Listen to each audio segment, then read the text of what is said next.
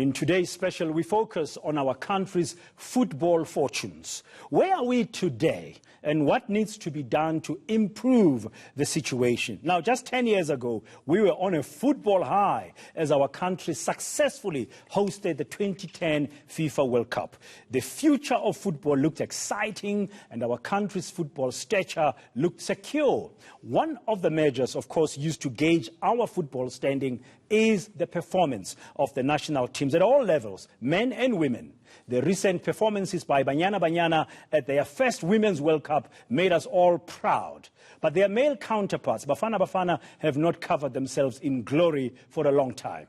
We have excellent talent on and off the field. We have world-class infrastructure, but local soccer teams battle to fill up stadiums except for the big boys of football. You know who they are.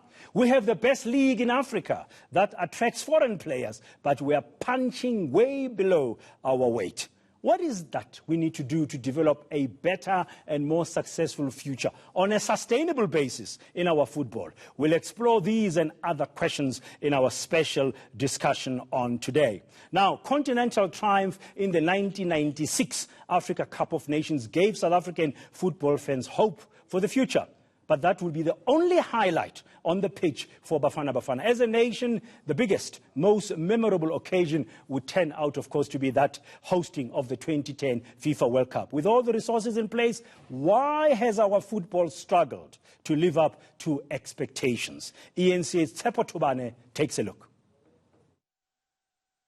From the highs of winning AFCON in 1996, Bafana regressed in the tournament up to a point where they even failed to qualify to the 2012 edition. To date, the 96 success is the only trophy Bafana have to show. That time, Bafana were ranked 16th on the FIFA rankings, which is the highest ever ranking. In 2010, when South Africa hosted Africa's first ever World Cup event, Bafana were ranked 88th in the world. Currently, South Africa is ranked 72nd. When we started with Vision 2022 in 2014, we had just ended the worst period in South African history. Bafana was ranked number 86 at that point. And we said the path to change the fortunes of Bafana is actually to focus on our junior teams. Now, if you look at what happened over that period, we've gone to the Under-17 World Cup, gone to the Under-20 World Cup twice. We went to 2 consecutive Olympics. But the breakthrough from those players into Bafana is not at the pace that maybe you would like. Since the start of Vision 2022 in 2014, Bafana have only qualified for 2 AFCON tournaments out of 3 and also missed out on the 2018 FIFA World Cup in Brazil. And the pool of players plying their trade in Europe has dropped significantly. We need these players, when they come back from the Olympics under 20 World Cup, to hope to get a chance to play in domestic football. And we have 65 players in Europe also. So the pool is there. It's up to the national team coaches to identify and build the team. But I think we have the players.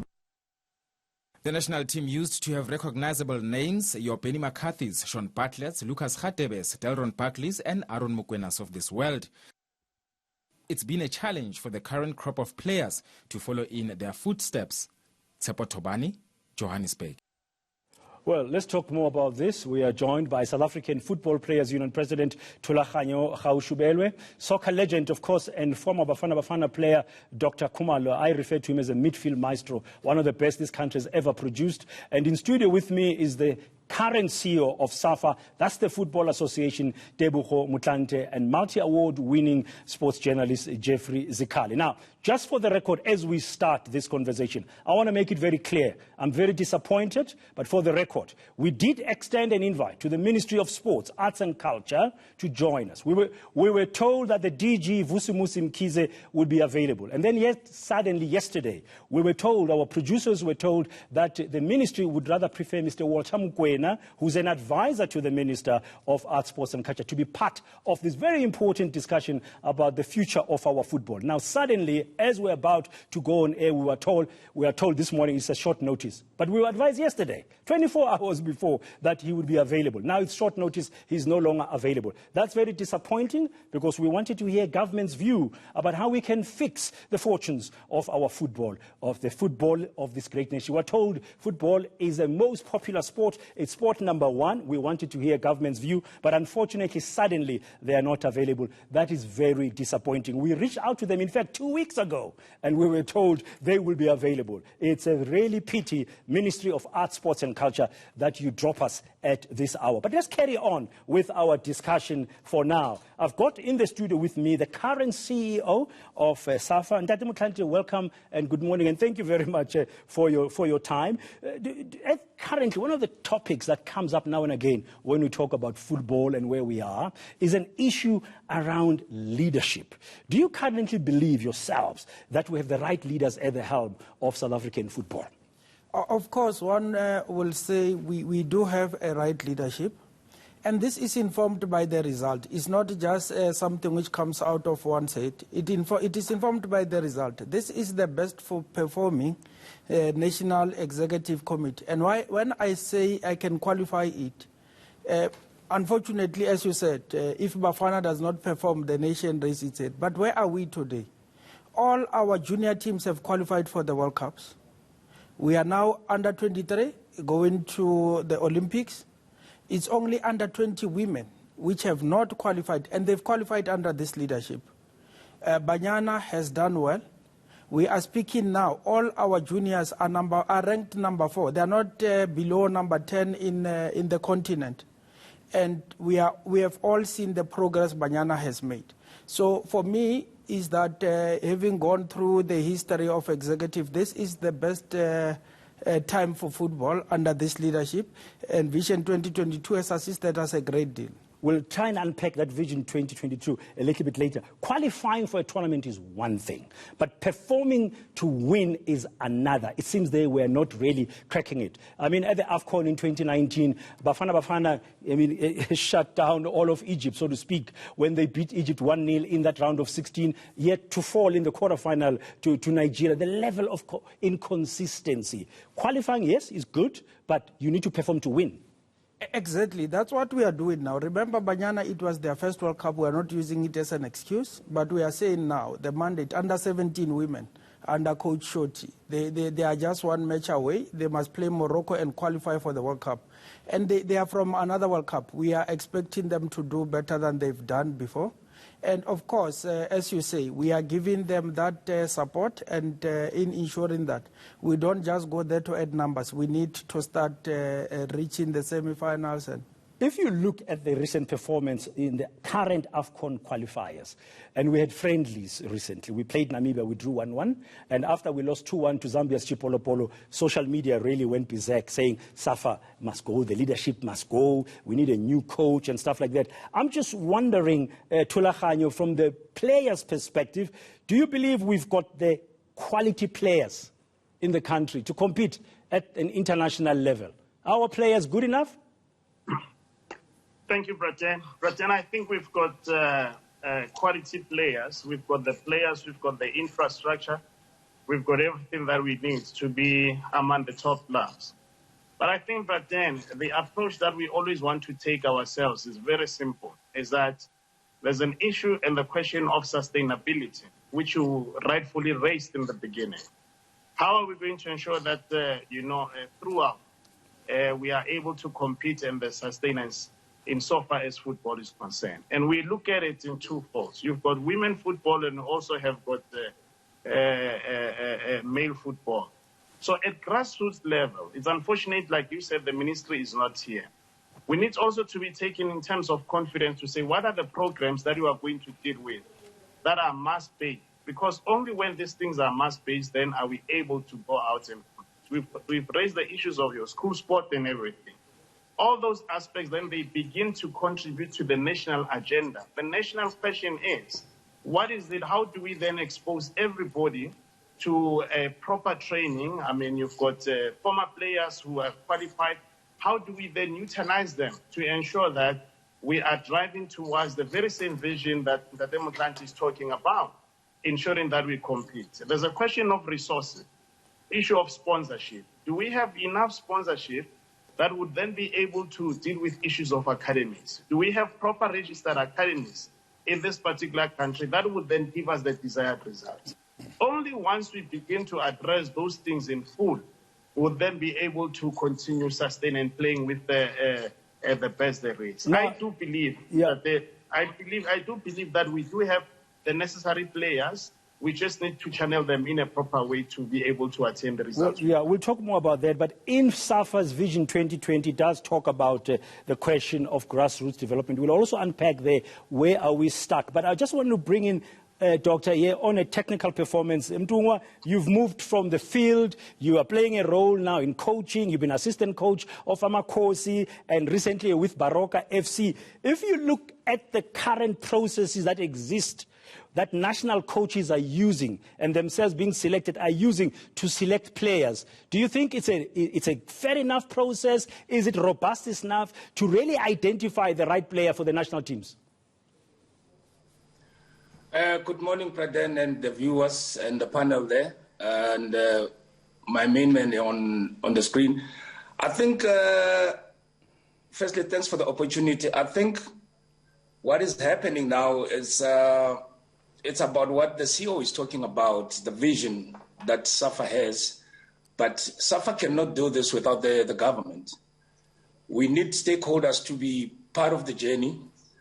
I'm talking about the clubs, I'm talking about the government, the programs that needs to be put in place.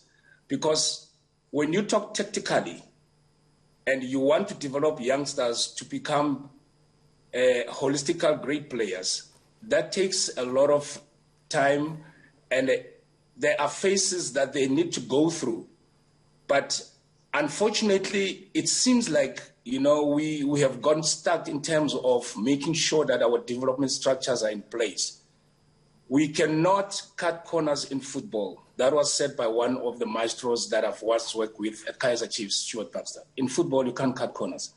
There is no way that we can rebuild a great Bafana without having better structures. The CEO alluded to the fact that 10 years ago, we weren't competing or competitive when it comes to youth tournaments. But we have seen the last 5 years that our youth structures have developed and they've qualified in bigger stages. But there's no sustainability, because after them playing in those tournaments, I don't seem to have seen some of the boys that have been elevated to the senior team. And this is where now I just to urge SAFA, because yes, through this leadership, we design for a great future. And only if we can just be united, put politics aside, my main man from the just pointed out that we have ex-players that have played the game, they've walked the path. Before, they used to say, these are players that used to play before, but they don't have qualifications.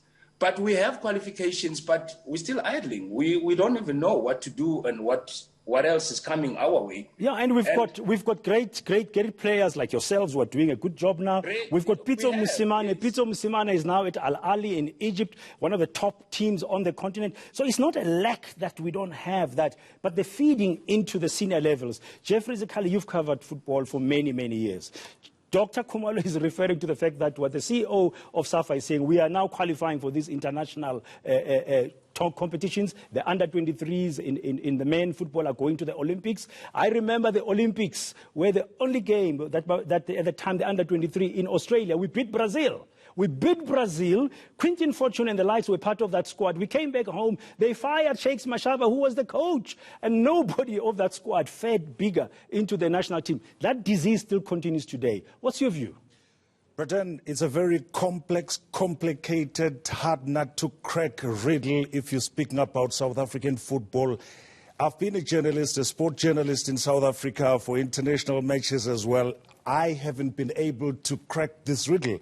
Dr. Khumalo, playing in the 1996 Africa Cup of Nations, winning, he's still baffling and trying to find where the problem is. 1996, we're African winners. 2010 World Cup, we're hosting the World Cup without qualifying. We failed to qualify for the next coming World Cups. We've got all the funds, we've got all the infrastructure, we've got all the intellectuals, we've got people who know everything about football. We've got the Danny Jordans, we've got the Safa House, we've got FNP Stadium. Where is the problem? Why can't we move forward? We take one step forward, 10 steps backwards. With all the money, the 2010 FIFA World Cup Legacy Fund, and still nothing is happening. Where is the problem? SAFA people are here. Danny Jordan is here. The Department of Sports didn't want to pitch up. How do I leave Johannesburg after being a journalist, a sport journalist over the continent? I meet somebody emceeing ayethukela ferry. I go to Empangeni kwaDlangezwa. Bayangibuza, kanti kwenzakalani ebholeni lakithi eSouth Africa when Jeffrey Zikhali uphume goal? Nobody can tell us. The problem has got to be with the leadership. Jeffrey, thank you very much. I mean, it's a very important point here. After so many years of, for example, having a professional league, the PSL, which has had sponsors, APSA, and now it's DSTV, so much money poured into our football. Why haven't our national teams made it big on the global stage? SAFA has a Vision 22. We are in 2020. We'll find out how far that vision is and are we going to be successful. We need to work together. I really wanted to hear from government today, and I must say again, I'm very disappointed at the Department of Arts, Sports and Culture. We reached out to them 2 weeks ago. In fact, I was keen to speak to the minister himself, Nathi Mthethwa. We were told he's not available. We were then afforded the DG of Sports, Vusimusi Zwane. Then we were told yesterday he's not available. We were given Wacha Mokwena yesterday. Suddenly they said it's short notice this morning and they're not available. So certainly we won't hear from the government side. But the question remains, what to do to change South Africa's football fortunes for the better into the future?